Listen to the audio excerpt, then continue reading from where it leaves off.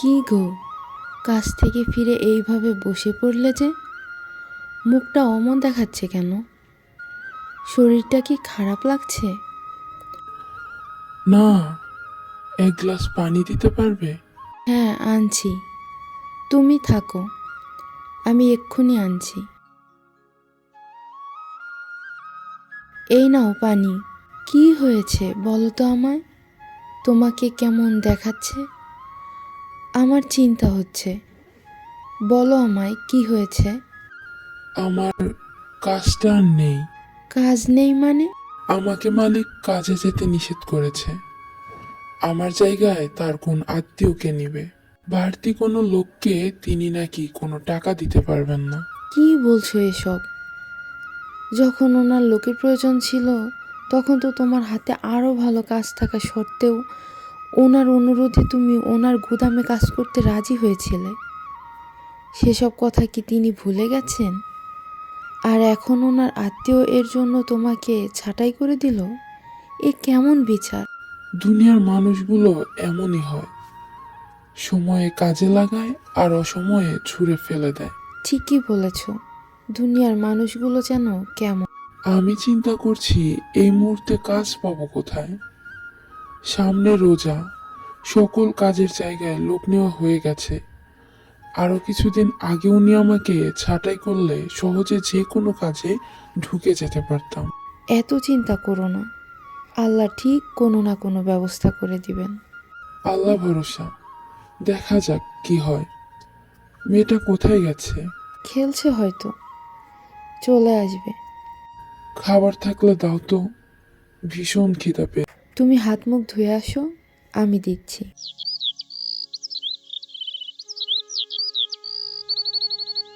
খিদাতে পেট খেতে চায়, কিন্তু চিন্তায় ভাত মুখে যেতে চায় না। খাও তো। খাওয়ার সময় চিন্তা করলে খেতে পারবে না। আর তাছাড়া ভালো সময় খারাপ সময় দিয়েই জীবন। চিন্তা শুধু মেয়েটাকে নিয়ে। ও যে একদমই খিদার কষ্ট সহ্য করতে পারে না। বাবা, কখন এসেছো? আমার জন্য বিস্কিট এনেছো? তোরই বাবা খেতে বসেছে না? এখন বিরক্ত করো না। যাও, তুমিও খেতে বসো। না, আমি খাবো না। চুমকি, ঝুমার বাবা ওরা যা বলে তাই এনে দেয়। আর আমি কিছু আনতে বললে তোমরা এনে দাও না। বলো পরে এনে দেব, মনে নেই। কিন্তু পরে আর কখনো এনে দাও না। মা শোন, বাবা তোকে ভালোবাসে রে মা। শুধু তোর বাবা যে গরিব, তাই তোর শখ আহ্লাদ পূরণ করতে পারে না। বাবা ঠিক বিস্কিট এনে দেবে রে মা। তুমি মেয়েটাকে এত আশকারা দিও না তো। ও গরিব ঘরের মেয়ে। অভাব জিনিস ওর বুঝতে হবে। না বুঝলে বোঝাতে হবে। শোন মা, তোর বাবার আজ কাজটা চলে গেছে। আবার কাজ পেলে তবেই রান্না বান্না হবে, খাওয়া হবে, নয়তো পেটে ভাত যাবে না। শোন মা, গরিব ঘরে জন্ম নিয়েছিস, ছোট থাকতেই অভাব বুঝতে হবে। যখন তখন বাবার কাছে বায়না ধরবি না। বাবার কাছে টাকা হলে এমনিতেই কিনে দিবে, চাইতে হবে না। এখন বাবার সাথে খেয়ে নে তো রে মা। মা, বাবা, আমি বুঝতে পারি নাই যে বাবার কাজ চলে গেছে। আমি আর কোনো বায়না করব না মা। ঠিক আছে মা, খেয়ে নে।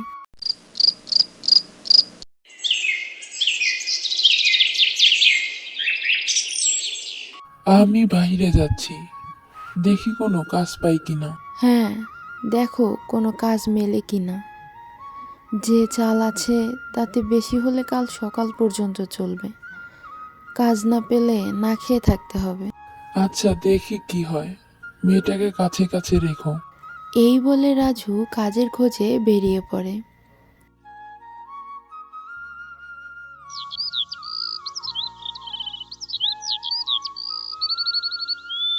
মা, তরকারি নেই? না রে মা, একটু কাঁচামরিচ পেঁয়াজ দিয়ে খা, দেখবি অনেক মজা লাগবে। তোর বাবা কাজ পেলে আবার ভালো তরকারি রেঁধে দিব রে মা, কষ্ট করে খেয়ে নে। আচ্ছা মা, খাচ্ছি। কিন্তু বাবা কাজ পেলে আমাকে মাংস রান্না করে দিবে। সেই কবে মাংস খেয়েছি, ভুলেই গেছি। আচ্ছা মা, দিব, খেয়ে নে এবার।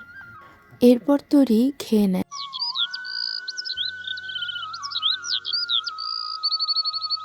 কত জায়গায় কাজ খুঁজলাম, পেলাম না। সবাই বলে আর কিছুদিন আগে আসলে পাইতেন। লোক যা লাগতো নিয়ে নিয়েছি।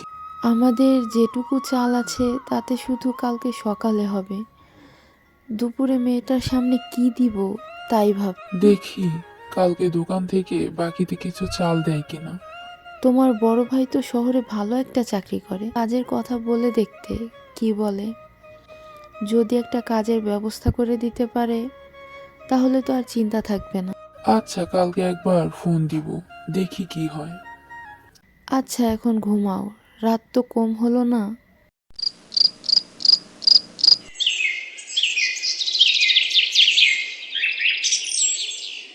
বন্ধু, কেমন আছিস?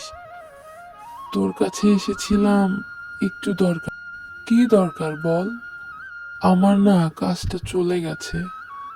কয়দিন ধরে সংসার চালাতে খুব হিমশিম খাচ্ছি। আমাকে কিছু টাকা দিতে পারবি? আমি কাজ পেলেই তোকে দিয়ে দিব। কি যে বলি বন্ধু, হয়েছে কি, তোর ভাবি তার বাপের বাড়ি গেছে, আমার থেকে অনেকগুলো টাকা নিয়ে গেছে। বুঝিসই তো, একটা খরচ আছে না, এর জন্য হাতে একদমই খালি হয়ে গেছে রে। থাকলে না করতাম না, প্লিজ কিছু মনে করিস না রে। আমি তাহলে যাই বন্ধু, পরে একসময় কথা হবে। বলে রাজুর বন্ধু সেখান থেকে চলে যায়। আর রাজু বিষণ্ণ মনে দোকানের দিকে যেতে থাকে।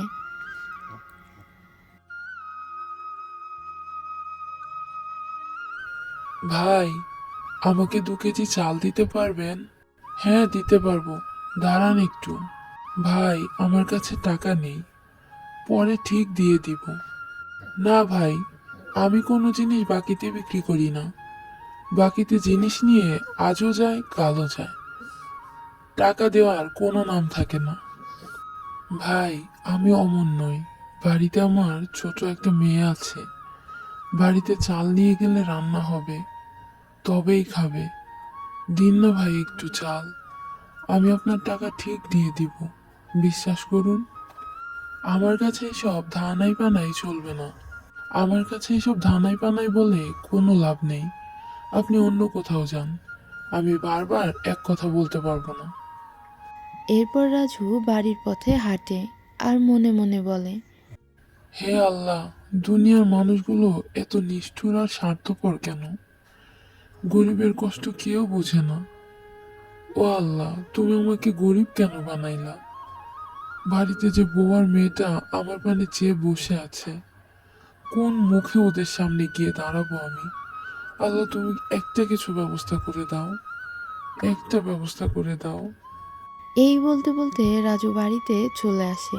পর তার বউ বলতে থাকে, কি গো, তোমার হাত যে খালি, কিছুই আনতে পারোনি।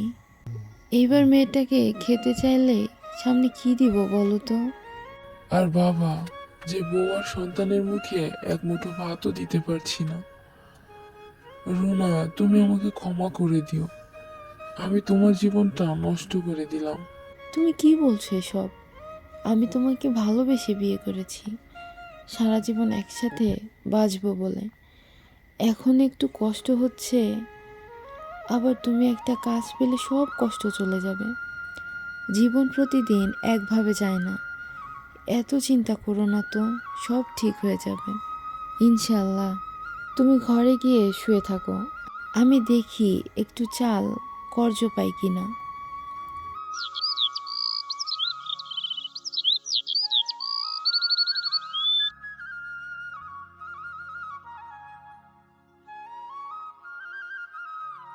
ভাবি, বলছিলাম কি, আজ কদিন হলো আপনার ভাইয়ের কোনো কাজ নেই, মেয়েটা না খেয়ে আছে। আমাকে কিছু চাল দিতে পারবেন? পরে দিয়ে দিব। এর আগে যে চাল নিছেন সেটাই তো এখনো দেননি। আমি আর কোনো চাল দিতে পারবো না। দিন না ভাবি, আপনার ভাই কাজ পেলে সব চাল শোধ দিয়ে দিব। দিতে পারি, যদি আমার বাড়িতে কিছু কাজ করে দেন তবে। কি কাজ করতে হবে বলেন ভাবি, করে দিচ্ছি। অনেকগুলো ময়লা কাপড় জমেছে, মাজার ব্যথায় কাপড় ধুতে পারি না। যদি ওই সবগুলো কাপড় ধুয়ে দেন তবে আমি 1 কেজি চাল আপনাকে দিব। আচ্ছা ভাবি, আমি সবগুলো কাপড় ধুয়ে দিব। এরপর রুনা কাপড় ধুয়ে দেয় আর তার বিনিময়ে 1 কেজি চাল নিয়ে বাড়িতে আসে। রোনা, কার কাছ থেকে চাল আনলে? আর এত দেরি কেন হলো? সেই কখন গেছো? টুম্পা ভাবির থেকে। আমি কাজ পেলে সব চাল শোধ করে দিও। এটা শোধ দিতে হবে না, কেন শোধ দিতে হবে না? আমি ওনার একটু কাজ করে দিয়েছি, তার বিনিময়ে চাল দিয়েছে। তুমি তোমার বাবার বাড়িতে রাজকন্যার মতো ছিলে, আমি তোমাকে রানী বানিয়ে রাখতে পারলাম না। শেষ পর্যন্ত অন্যের বাড়িতে তোমাকে কাজ করতে হলো। আমাকে তুমি ক্ষমা করে দিও। তোমার জীবনটা নষ্ট করে ফেললাম রুনা। তুমি আমার স্বামী, তোমার সুখে দুঃখে পাশে থাকবো, এটাই তো আমার ধর্ম। মা, আমার ভীষণ খিদা পেয়েছে, খেতে দাও মা। এই তো মা, এখনই রান্না বসাবো, একটু তোর বাবার সাথে গল্প কর, আমি রান্না করে নিয়ে আসছি। না মা, আজ আমি তোমাকে রান্নায় সাহায্য করব, যাতে তোমার রান্না তাড়াতাড়ি হয়। আমার লক্ষ্মী মা, আয় 2 মা বেটি গিয়ে রান্না করে নিয়ে আসি।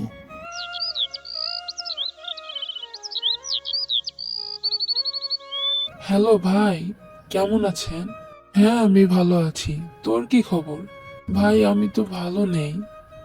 আমার কোনো কাজ নেই, বেকার হয়ে পড়েছি। সংসারটা যে আর চলছে না। আমার একটা কাজের ব্যবস্থা করে দেন না। আমি তোকে কিভাবে কাজের ব্যবস্থা করে দিব বল? ঠিকভাবে তো পড়াশোনাটাও করিস নাই। এখন তোর মতো মূর্খ লোকদের শহরে কোনো কাজ নেই। আব্বা তো আপনাকে পড়াতেই হিমশিম খেত, সংসারে টানাটানি লেগে যেত। এর জন্য আমি পড়তে চাইলেও পড়তে পারিনি, সেটা তো আপনি ভালো করেই জানেন। যাই হোক, আমাকে একটা দোকানের কর্মচারী বা দারোয়ানের কাজ হলেও খুঁজে দিন না। আমার ভাই হয়ে দারোয়ানের কাজ করলে এখানে আমার মান সম্মান থাকবে না। তুই ওখানে কিছু কাজ খুঁজে নে তো। বুঝেছি। হ্যাঁ, রাখলাম রে, ঘুমাবো, পরে কথা হবে। দেখেছো, বিপদের সময় আপন মানুষকেও কাছে পাওয়া যায় না। আমি অনেক কপাল করে তোমাকে বউ হিসেবে পেয়েছি। আমি তোমার পাশে সব সময় আছি, ঘুমাও এখন।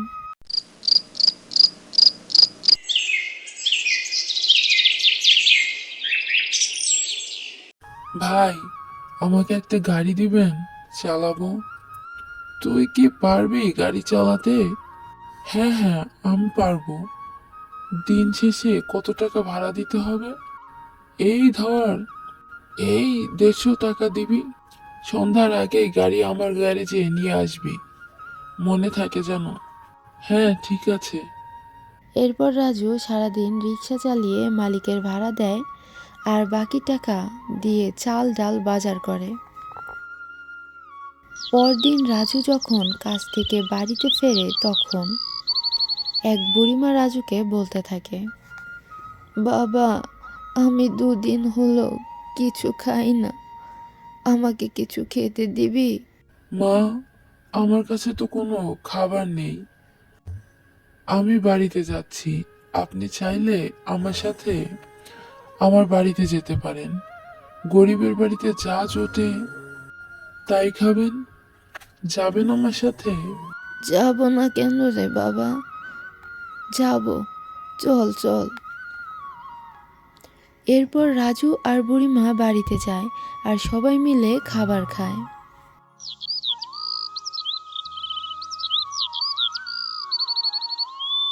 আমি তোমাদের প্রতি সন্তুষ্ট, এই নাও তোমাদের পুরস্কার। দাদি, তুমি এটা কিভাবে করলে? তুমি কি জাদু জানো? হ্যাঁ রে বোন, আমি জাদু জানি। তোমরা সুখে থাকো, আমার যাওয়ার সময় হয়ে গেছে। এই বলে বুড়ি ওখান থেকে চলে যায়। দেখেছো, সৎ পথে থাকলে আল্লাহ একদিন ঠিক পুরস্কার দেন। হ্যাঁ, তুমি ঠিকই বলেছ। মা, বাবা, তাহলে এখন থেকে আমি রোজ মাংস ভাত খেতে পারবো বলো? হ্যাঁ রে মা, রোজ মাংস ভাত খেতে পারবি। এরপর রাজু সেই টাকা দিয়ে বড় একটা বাড়ি করে, কয়টা দোকান দেয়, তাতে অনেক লোকের কর্মের ব্যবস্থা হয়। আর রাজু অসহায় গরিব লোকদেরকে সাহায্য করে। অবশেষে রাজুর দিন সুখেই কাটে।